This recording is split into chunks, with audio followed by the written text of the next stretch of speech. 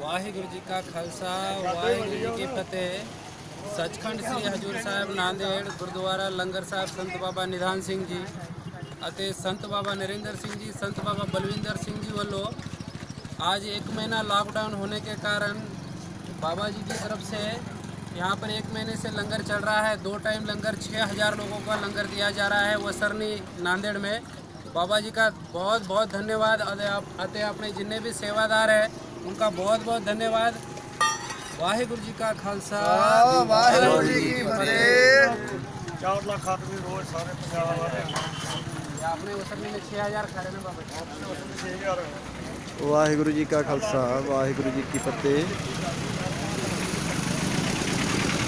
ਅੱਜ ਮਿਤੀ 15/4/2020 ਵਸਰਨੀ ਗਾਉਂ ਦੇ ਵਿੱਚ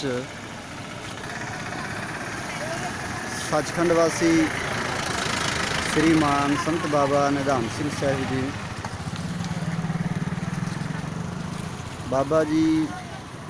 बाबा निधान सिंह साहिब जी तो वारोस आए महापुरुष श्रीमान संत बाबा निंदर सिंह साहिब जी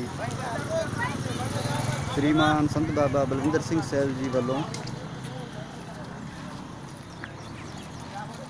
गुरु की संगतां वास्ते लंगर प्रशादा वरताया जा रहा है।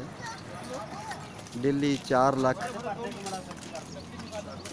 ਲੋਕਾਂ ਨੂੰ ਮਹਾਂਪੁਰਸ਼ ਜਲ ਪਾਣੀ ਪ੍ਰਸ਼ਾਦਾ ਵਰਤਾ ਰਹੇ ਨੇ। ਸੋ ਵੀਰ ਨੇ ਮਹਾਂਪੁਰਸ਼ਾਂ ਦਾ ਧੰਨਵਾਦ ਕੀਤਾ ਹੈ। ਬਾਬਾ ਜੀ ਬਾਬਾ ਨਰਿੰਦਰ ਸਿੰਘ ਸਾਹਿਬ ਜੀ ਬਾਬਾ ਬਲਵਿੰਦਰ ਸਿੰਘ ਸਾਹਿਬ ਜੀ ਹੋਣਾ ਦਾ। ਵਾਹਿਗੁਰੂ ਜੀ ਕਾ ਖਾਲਸਾ ਵਾਹਿਗੁਰੂ ਜੀ ਕੀ ਫਤਿਹ।